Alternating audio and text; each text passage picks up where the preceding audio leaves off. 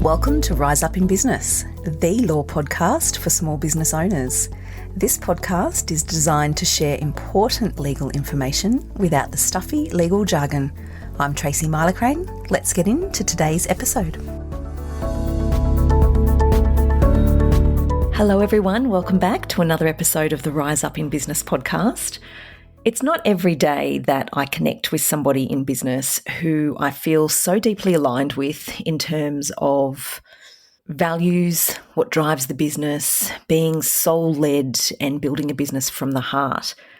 But certainly that's how I felt when I met Katie McFarlan from Dakota Design Company. Katie and I connected last year and we've stayed in touch, and I can honestly hand on heart say that I've been so looking forward to sharing this conversation with you because of the value that I know every listener is going to get out of this episode, both in terms of the interior design space and running an interior design business, but also in the business context and running a soul-led business.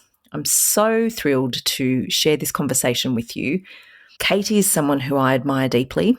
And not only does she talk the talk, but she walks the walk. And I know you're going to glean that from the conversation that you're about to listen to. I hope you enjoy listening as much as I enjoyed recording this one.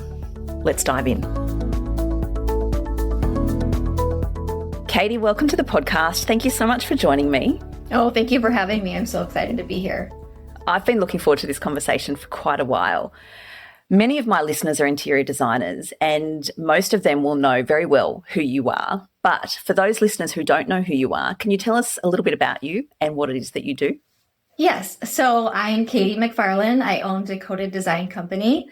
I am not an interior designer. I help interior designers with the back end of their business. So I'm a business consultant and I help specifically with their business operations. So we really focus in on the client experience. And I kind of always say, like, the client experience is not just cards and gifts. It's like every touch point your customers have with your business, from the first time they find you on Instagram or online, all the way through to reaching out to you, getting that first email or booking that first call with you, all the way to you delivering the service and taking them through the process, giving them the design presentation, installing their room, and wrapping up with the project. So what I do with interior designers is we help them map out that process and identify all those touch points on the front end that help to define what happens on the back end so that they can work more efficiently. They can hire out a team if they want. They can figure out what software they should be using. They can identify where they can use templates in their business so things can happen a lot more quickly and seamlessly rather than creating everything from scratch. So I've been doing this work with interior designers since 2017. And obviously, as my company's grown, we've grown into helping with more of the back-end operations, like hiring, kind of advising on marketing, but not doing marketing specifically. But really, again, if you look at the operations of a company, there's so many different aspects of what is happening behind the scenes. So we are able to kind of advise designers on a lot of those different aspects of their business.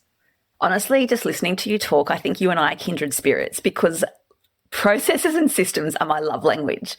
And I say this to clients so often. I think processes and systems are sexy, and I think that they are the fundamentals to setting a business up for success. And one of the things I love about the way you and I have connected is that it's been so authentic and so aligned. And what you do, which is what I do, is so soul-led from the heart.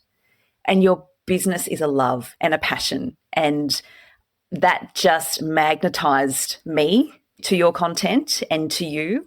And so many interior designers that I work with have shared similar thoughts and similar views about the way they have been drawn to you as well, because it is so genuine and soul-led. So in working with interior designers in all of that space, and that's getting really intimate in their business operations and understanding how they work and what's important and what the pain points are, you get to see a lot of what goes into building the business, the blood, sweat and tears. So you get to see then firsthand what it's like when something goes wrong. Oh, yeah. Yeah. Well, and for a lot of my clients, so, people are like, oh, I don't need a business consultant. That's too fancy, or I'm not ready yet, and I'll wait till I have this or that. And really, I've worked with designers who are on their way to their first 100,000 all the way to, scaling past multiple millions with big teams. And I think that it's so personal, right? And I think that like I always say, like, hire somebody soon. Like once you know that this is what you want to be doing and you have a couple clients under your belt, bring someone in so they can help keep you on the right track, not go off, right? Like you're saying, I get so intimate with them. Like I'll see their financials and a lot of times they're very embarrassed. Like I don't really even know how to get you that report that you need, or I haven't reconciled my numbers, or, any of these things. So we kind of make them face a lot of their fears when we start working together, because we dig into a lot of stuff, and a lot of that first initial thing is the numbers, right? It's like figuring out like the numbers of the things. Tell me, with the businesses that you work with and having been in business for as long as you have, doing what you do, what are some of the things that you see go wrong for designers, or where do they let themselves down? Because I'm very much all about prevention's better than cure in business. So when it comes to setting yourself up for success, for me and the clients I work with, and I support a lot of interior designers with their legals, it's contracts, it's agreements, it's thinking about your IP, it's protecting what it is you're creating. I focus on that at the front end so that I can help them set themselves up to avoid the pitfalls when things go wrong. Talk to me about what you see go wrong in that space. I can speak a lot to some legal things that I see designers do where I'm like, oh my gosh, if you just had a contract and followed it, that would be amazing. But then also I see a lot of issues with the process of it where they don't have a process. And so they're very much reacting to their clients' needs, and your clients don't know what they need. They don't know how to get the best result. They don't know how to make your process efficient for you so you can deliver them a result like they see in your portfolio. And so I see that happen a lot of times, is that without any boundaries, right? And again, it is a contract is boundaries, and a process is boundaries. And so when you don't have either of those things in your company, you're probably thinking systems and processes aren't sexy, because you're like, oh gosh, like that's too much. I've got to say no to people. I have to say, put all these rules in place. That's not sexy. But I think for a lot of designers who don't realize how sexy that stuff is, it's because they don't have it. They haven't seen something that's run really well where people respect your boundaries, and you do have the freedom to work on the things that you love working on, in your business, which for designers is usually design and communicating with clients and presenting and all of that. So I would say from a process standpoint, where I see things start to really go wrong is not having the pricing conversation very early. Like people know, I know what I charge, you know what you charge. If all of a sudden I got through to you, you wrote up a contract for me, you spent the time doing it, and then I realized, oh shoot, you charge, let's just say $5,000 an hour, or your retainer is $10,000 US, and I was thinking I was just going to have you do a contract. I thought that was $1,000, right? I'm not going to go forward with you. You just wasted all that time. I wasted energy. You wasted energy. Like what a waste. If you'd said, this is my retainer, this is my hourly rate, you want to proceed, I'd be like, oh yeah, that's exactly what I was thinking. Or that's too much. I need to find someone else. So with a lot of designers, they are so afraid to have this conversation about the numbers because they're like, oh, people are going to walk away. They don't know what all the numbers mean. And that is true, right? There has to be some education along with that information. But I think that for a lot of designers, a lot of really the service providers, right? It's hard to talk about those numbers because it feels so personal. It's me doing a service for you from my brain. And so I think that can cause a lot of issues because then there's all this sticker shock that happens. And for the client, so the designer's customer, they feel like, well, I had no idea one room was going to cost me, $25,000 in furnishings. And they get this design presentation and they're like, I can't afford any of it. So I just paid this design fee. I can't afford to do the room. Now I'm just mad. I'm ghosting you. You thought you were going to get this project installed and photographed, and like the whole thing goes off the rails. So I think that's a big thing. So I always advocate for speaking about pricing early, educating your clients about how much projects cost in your portfolio based on the work you're putting out there. So you can say, this is the quality that we design to. These are the vendors that we typically source from and how much our rooms typically come in at. So I think that's something that's really important. I think a contract is obviously very, very huge in so many aspects. I think one, in protecting yourself from things going off of the rails.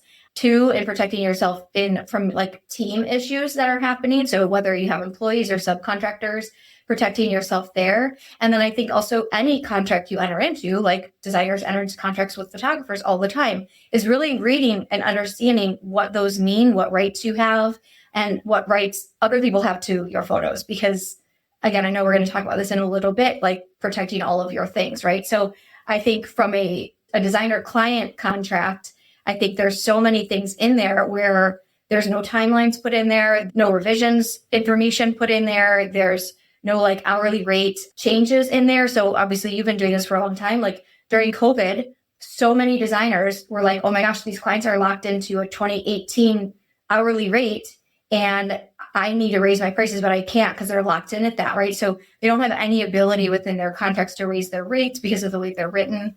It doesn't say who owns the designs, and so clients who think then that they're the designers, they don't move forward with the design, but then they like implement it on their own or go shop the design, do it on their own. And then they start saying they designed it when it's the designer's design, right? So I've seen a lot of that. I mean, I think that's very rare, but more often it's how can you keep your project on track? What happens if the client goes rogue or chops the design or thinks that you can just revise and revise and revise and not pay for it? I think that's where you always fall back on the contract. So I think it's really like, let your contract be the bad guy and let you be the designer. Like, sorry, my attorney told me that, this is how they wrote it out. Here's why.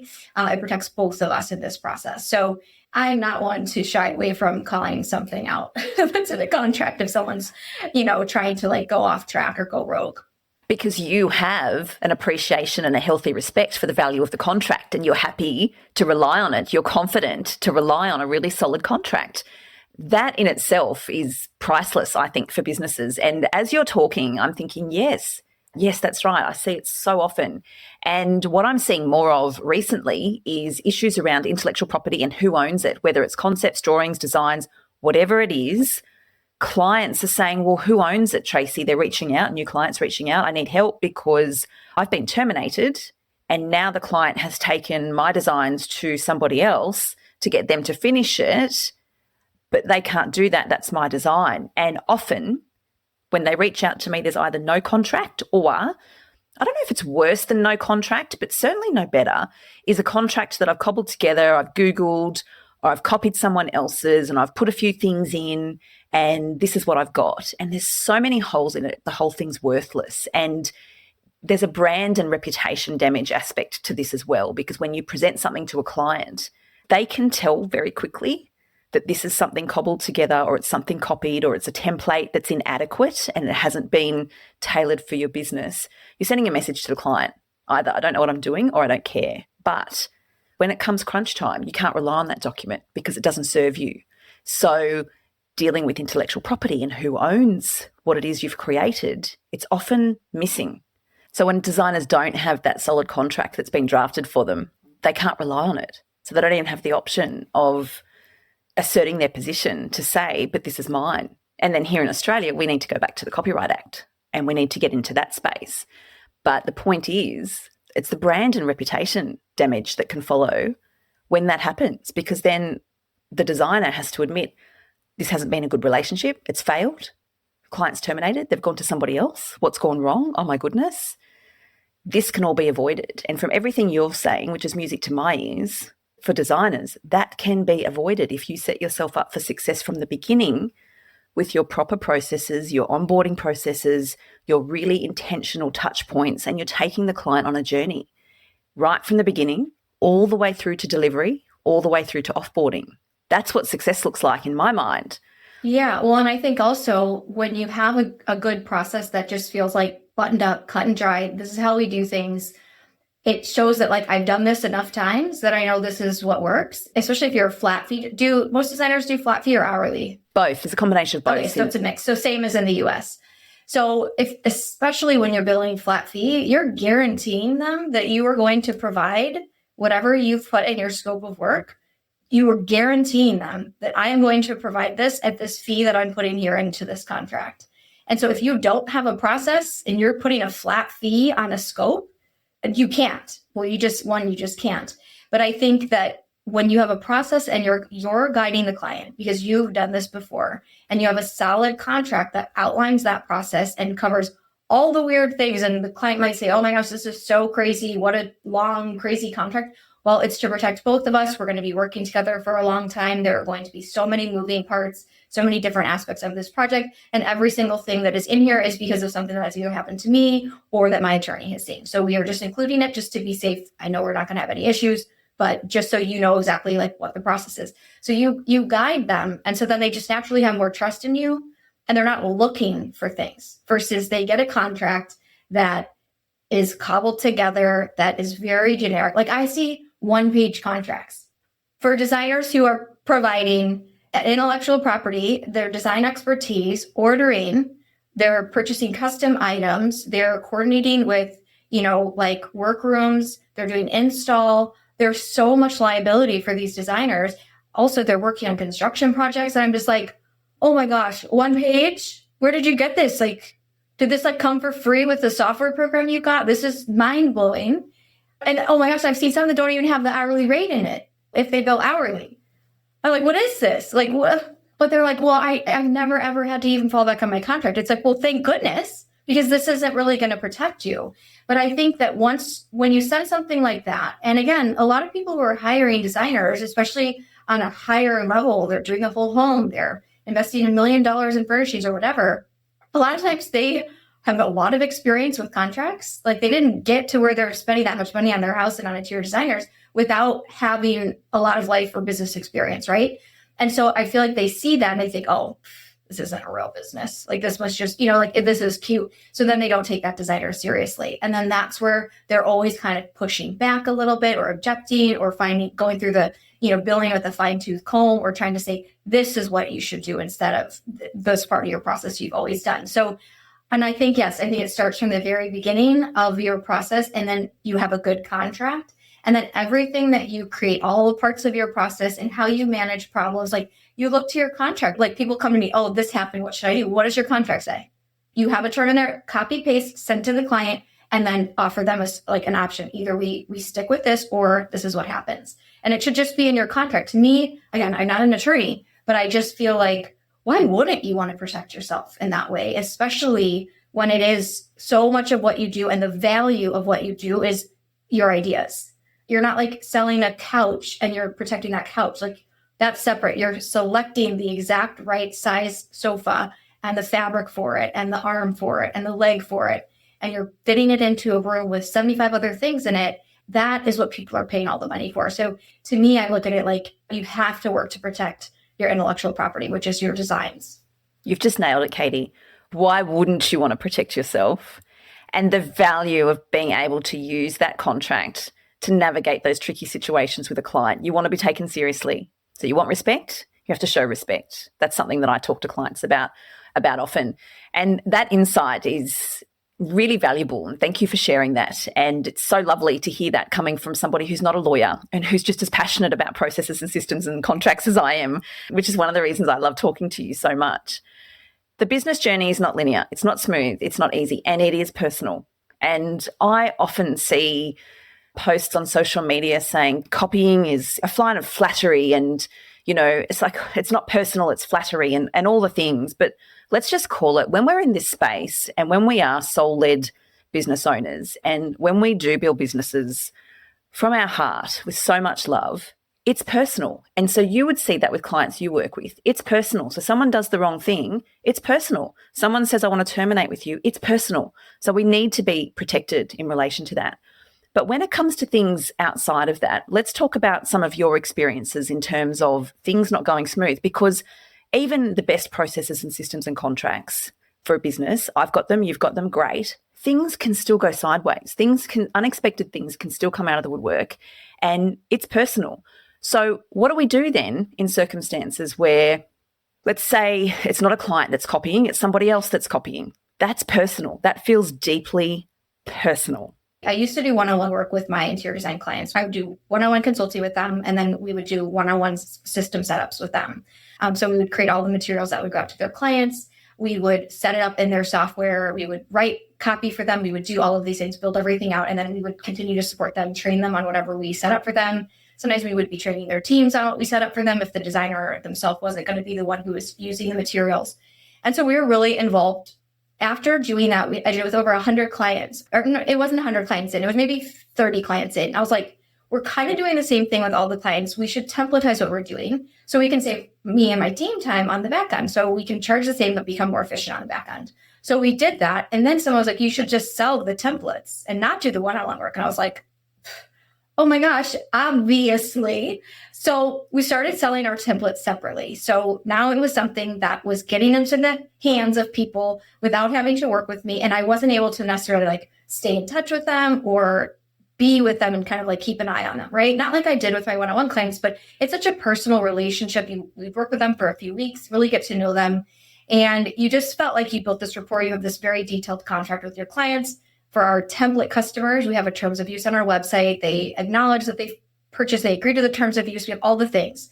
But once I started selling templates, I started to feel a little bit more scared. Like, this is my bread and butter, and it's the service that we do with our clients. It's what we're known for in the industry is the client process. And now it's kind of got legs because I can't control it as much when I can only work with 2 clients a month versus now however many customers can buy these templates because they're available on my website. So I had my precautions in place. I would update my terms of use. I would read something and then be like, oh, we need to tighten it further. So I'd go back to my attorney and be like, oh, what about this use case or what about this? And so I really tried to stay on top of it. But then obviously you get busy, you're building your team. We turned my one-on-one service into a group program because again, we were doing those same things with our one-on-one clients. So it's like, we could just turn this into like a program, right? So then it was last year in the fall, I was on Instagram, which I've now taken Instagram off my phone because I just can't. And I saw a former client who was promoting that she's now a business coach. And she was saying how she's going to help them with their process, help them develop their client experience, tell them all the systems and software they should use, and show them how she has her set up, talk through the hiring process and what the contracts are that she writes for her team. And she was going to give them a bunch of deliverables. And so I saw it and I was like, you've got to be kidding me. I worked with this client, I think, for like 5 or 6 months. She did our client experience service and then she went on for like a monthly retainer client. And I saw it and it was like a jolt to my heart. And I was like, wait, that's everything that I did for her. I came in, we redesigned her entire process. We created all of the assets to go on at every phase. We set everything up in software. We trained her team on it. We looked at all her agreements with her team. We rewrote them. I worked with her attorney to rewrite the agreements and all the comp packages and everything. And like, as we were working together, she would Voxer me. It's like a walkie-talkie. I would be like, oh my gosh, Katie, it's working. It's working. Like, I'm crying because I can't believe how much money we left on the table. Like, everything you set up for us, it's working. And I was like, I know, I'm not fake. It's just like, this is real. And so when I saw this post of hers that she's now a business coach or offering mentorship, and she's teaching designers how to set up their process, how to price their services, it was like, wait, that's everything I did for you. And some of the deliverables they're giving away are deliverables that I created for you. So what did I do? I freaked out and I went straight to my contract, straight to my client contract. And I said, I want to make sure that I have an ownership of works in here. And I want to make sure that ownership of work says I own everything I create. And it does. And I had that in all of my contracts because I knew to put that in my contract. So I had a choice. Do I reach out? Do I go after this person? How far do I want to take it? How do you open yourself up emotionally to something that could be hostile, that could give you a bad reputation? This is what I hate. Community over competition. It's like, no. You are using my assets that I created for you in a paid service to compete with my business. That is not community. That is stealing. And you're also in breach of contract. I also have a copyright agreement in all of my contracts that anything that I create for them or that they get from my company, the copyright is mine. Even if they modify it, it's still, I own the copyright. And so I did reach out to my attorney and we did reach out to her. And it kind of, I honestly just got scared. And I was like, I just don't know if I can go forward with anything. And so I didn't do anything. I did reach out to her. I did the initial, but that spurred me to put into place, which Tracy, you're probably like, Katie, you're supposed to walk the walk. I do walk the walk. So what this did for me, this experience from a client that I worked with for what I felt was a long time, and I helped her so much. We put into place an IP protection process. So now we have every month, we have a process where we look at for our clients and we look to see what they're doing. We look to make sure they're not selling our templates, that they're not selling our services. So in this process, we discovered 5 other people, 3 total were clients, former clients. We reached out to all of them and they stopped.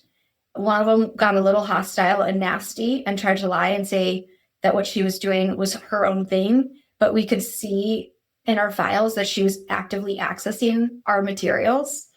And I then started to discover other things. It's like, it just about crushed me because here I am recovering from finding these clients who I worked with so closely. 2 of the 3 former clients, they called me crying. Please, can you help me? I am so buried. I'm this or that. I can't keep working like this. Can you help me? And so I did. I squeezed them in, and it ended up being a really great, positive working relationship, helped them a lot. And their careers have done really well.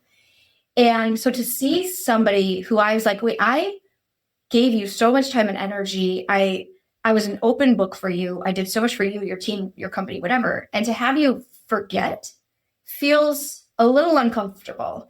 And I wanted to say to the one lady who's now a mentor / business coach, you need to let people know this is what I learned from my business consultant, Katie McFarlan.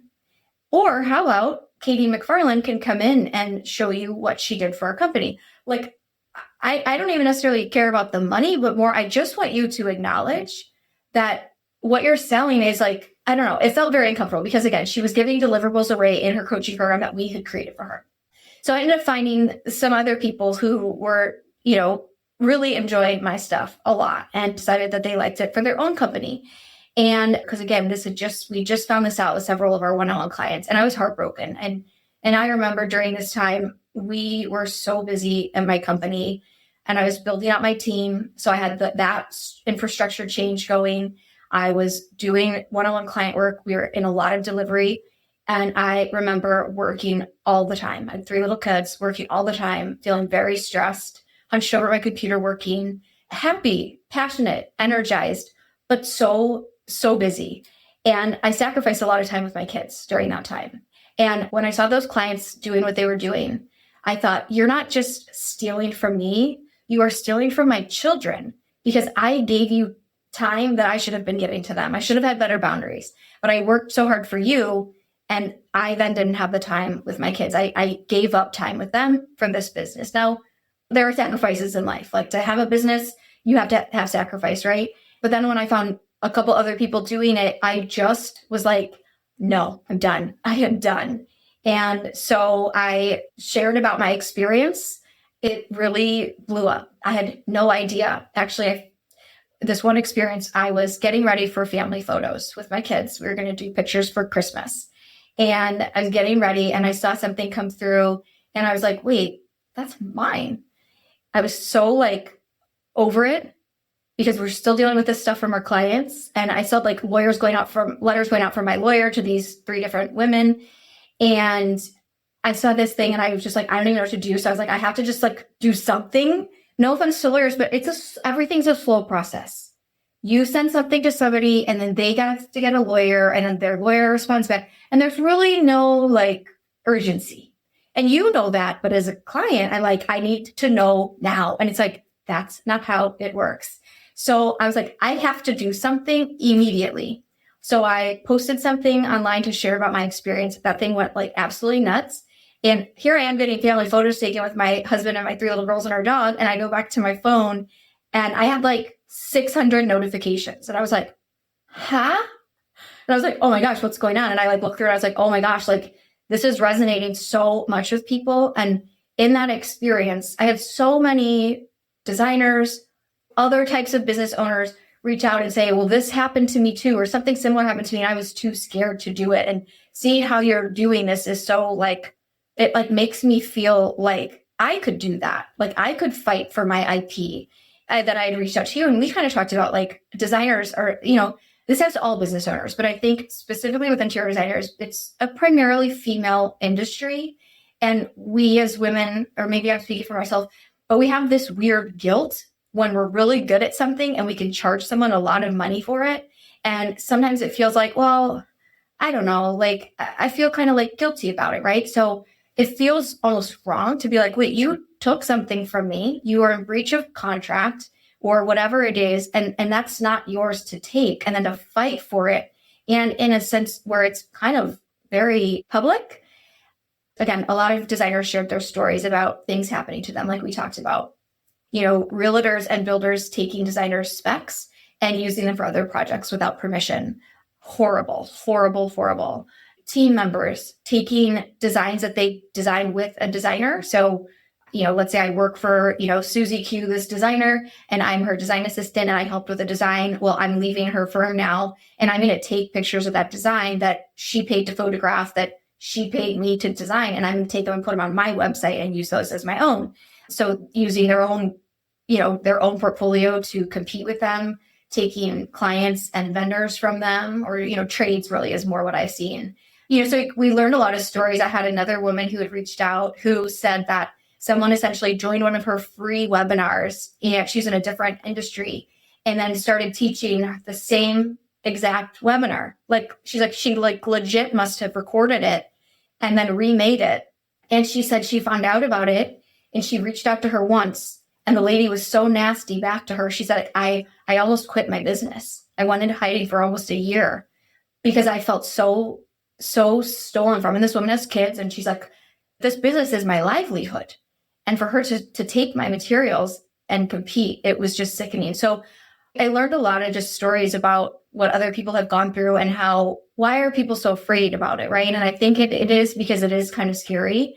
And what I've learned from everything I've gone through is that you have to identify, what are your money makers? What are the things that make a lot of money or bring a lot of attention to your company, right? What are the things you're known for? Identify those. And then if those are the things that someone is stealing or copying or trying to do something with that they shouldn't be, they don't have permission, then I think you talk to an IP attorney and you find out, what can I do here? And then you show them, these are my contracts. Here's my terms of use on my website. Here's the process someone goes through when they buy something from me. Here's the contract they signed with me. Do I have a strong case here? And then I think on a personal level, you have to know that it will be so deeply emotional because it is so personal, and you will want to hide because you'll feel like, well, if somebody can just take my stuff and say that they're me, then what am I even doing? I just felt like foolish. I have been so generous with my information, my advice, my experiences, the insights that I have from truly, I think, unprecedented work with over 100 interior designers in the US and Canada. And I'm sharing a lot of those insights and advice for free. I was foolishly generous to the point where I was teaching my competitors, and they competed with me and took business from me because of the information I was giving so freely and so generously. Now, did I help more people? Absolutely. Absolutely, I did. And I will never be mad about that. But on some level, I feel that, was I just so foolish? And so, finding out when people are taking your things or stealing from you or in breach of contract with you and are willfully trying to profit from your work that is protected by a contract, it is very painful. And so I wouldn't wish that on anybody. But again, I think the thing is, I feel confident going forward if someone is doing that to me and it's in a way that is harming my reputation or my brand or creating confusion in the marketplace, or if at a personal level, I know that they're committing fraud or misrepresenting themselves or taking money from people when they should not be, because that's not their experience. Just because I set something up for somebody in their business at work for them, that does not mean you should sell that to other people. You know what I mean? So I think that if you have good contracts, it makes it a heck of a lot easier. Because when I talk to my attorney about things, we have this new person we just identified who's purchased our templates and is selling them. And she said, no, I modified these from yours. I was like, yeah, that would be creating a derivative work, which is forbidden. So it's and nasty about it, to where I'm like, is this even worth it? Can I do this? Right. So again, I think for interior designers, I would look at it like, if someone's coming into your business and working for you, you need to have a contract that clearly states who owns the works they create, whether it's an employee or a contractor. Correct me if I'm wrong on the terminology you guys use in Australia, but for us, it's like ownership of works. Who owns the work created? So generally, as an interior designer, if you're hiring anybody to come into your company, even if you hire a subcontractor to do renderings for you, I would still want that work to be yours. They are creating it. You've hired them to create it for you. So they shouldn't be able to go and sell that rendering to someone else, or say, I'm a designer now. Here's this beautiful rendering I did. It was designed by such and such designer, but I own the work, so I can do whatever I want with it. So again, you always have to think like, what are my money makers? What is my IP? What are the things that clients are paying me a lot for? There's a leak there, right? That could potentially be a loss for you. And then you have to think, how can I protect that as best I can? And it's with your client contract, it's with your contract with your employees or your subcontractors.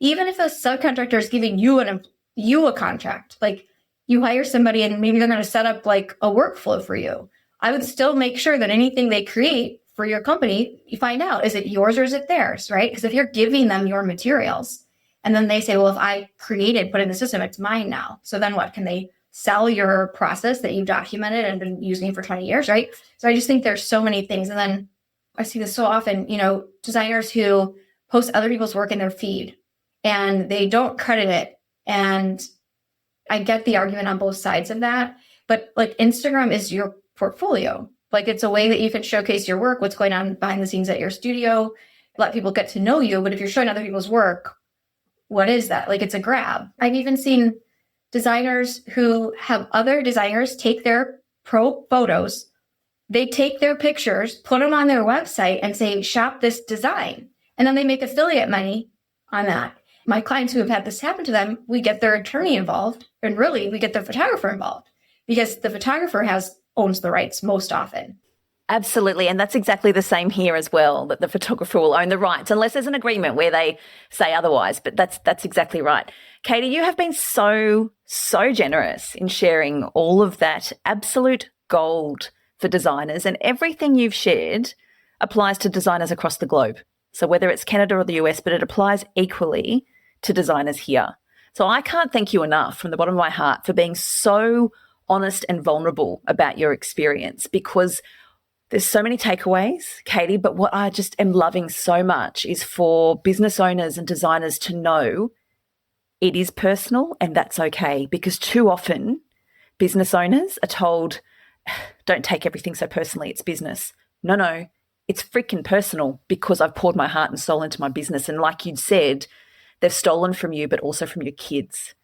And that hits hard. So that's going to hit hard with just about every business owner listening to this. And just hearing your story, and you've been so generous in sharing just some parts of some of your stories from business, but just hearing that, I know, is going to land with designers and give them almost like the permission slip that they need to go, okay, I'm going to back myself here. I'm going to stand up for this, and this is not okay.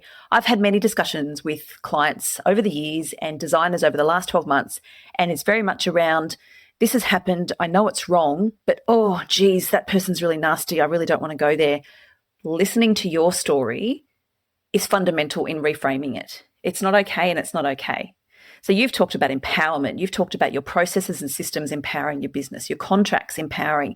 You can make informed decisions in consultation with your attorney. This is what's happened. What am I going to do about it? Here are my options. So you make informed decisions. Am I going to let that one go? Am I going to pursue that one? What am I going to do? But you've got the options because you've got the solid platform. So you can make decisions based on solid contracts, knowing what's right and wrong, and you can make a decision. And you're absolutely right. Anytime you get embroiled in a dispute or a legal stoush, it's emotional, it's draining, it's stressful, and it's expensive. But sometimes it's absolutely the best path. And just by listening to you saying, enough's enough, just don't do it. One thing I want to say on closing, and I've spoken about this on the podcast in the past, because people have copied me, not to the extent that you've been copied by any means, but it's happened. And sometimes I've had a talk to myself. And I've had this talk with clients. And the part that we haven't touched on here is, leave aside the fact that it's misrepresentation, it can be fraud, it can be stealing, theft, all the things. It's also really short-sighted from the person who's doing the copying, because if you have no originality, if you have no integrity, your lifespan in your business is not going to be long, my friend. It is going to be short-lived because people will find you out. Whether it's in the legal space, the creative space, whatever space it might be, there's only so long the charade can go.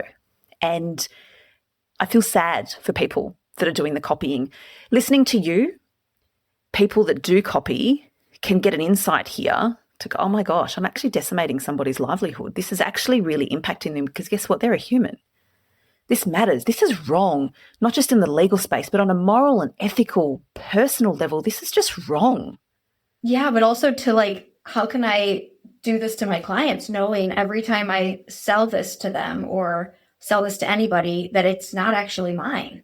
Yes. If I'm doing something wrong, like every time I'm doing something wrong, I feel sick about it. I just couldn't imagine. Like, you're doing it to this business owner, you're doing it to your clients. And every time you do it to your clients, it's like just imposter syndrome. Like, it's dishonest. 100%. It is. It's dishonest. I actually have a client at the moment, completely different space, physiotherapy space. An employee left, took her stuff, took her client list and is now reaching out to her clients, trying to offer services which she learnt and is copying from the physiotherapist who had employed her. It happens. The takeaway here that I want listeners to take away, there's so many takeaways, Katie. There's just so much. So thank you for sharing so openly. But the takeaway is make sure you're setting yourself up for success in your business with your processes and systems, but have your contracts in place, know your contracts, so you know you can go back and rely on them when something untoward or unexpected happens. Because in business, we all know something unexpected will happen. Let's hope it doesn't happen to so many people, the copying component, but the reality is it does. Make a decision that's right for you. But it's okay to back yourself. It's okay to actually stand up and say, actually, I'm not going to take this. This is not all right. So we don't all have to be shrinking violets and think, oh, no, I'm just going to sit back here and do my thing and I don't want to rock the boat. To that I say, rock the boat. Rock the hell out of the boat and stand up and do what's aligned and what's right for you, which is exactly what you've done. So thank you. Katie, there are so many ways people can work with you, and I'm going to put all of your links in the show notes, but there's one offer in particular that I would love you to talk about. Yeah, so we actually have a complimentary download that kind of walks designers through building out their client experience and different phases of the process to look at. It's like a blueprint that they'll get, and then a few additional emails with it. And then they will get added to my weekly email list where we email over 16,000 interior designers every Friday. One of the ladies who works with me is a certified interior designer and a tenured design professor. And so she writes a newsletter twice a month, which is actual lessons from design school because she teaches at design school. So we kind of cover the design and the business side. That's incredible. I'm going to put the link to that in the show notes as well so people can just dive in and access that one really easily. Katie, thank you so much for your time. Thank you for sharing. This has been so valuable. I'm so grateful that you've shared, and it's been such a treat talking to you. Thank you for having me. Gosh, I just loved having that conversation with Katie. As you can tell, we are so aligned on so many levels. And like I said at the beginning of the conversation, it just feels like we're kindred spirits in terms of what drives us in business and what we stand for and what we pour into supporting our clients. I hope you enjoyed the conversation. I hope you were able to take away many nuggets of gold that you can now implement into your own business, whether you're an interior designer or not.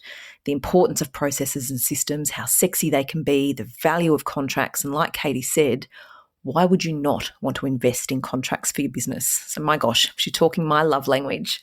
All of Katie's details are in the show notes, including Katie's download for a luxury client experience. You'll find it all in the show notes. Thank you so much for joining me. I'll catch you next time.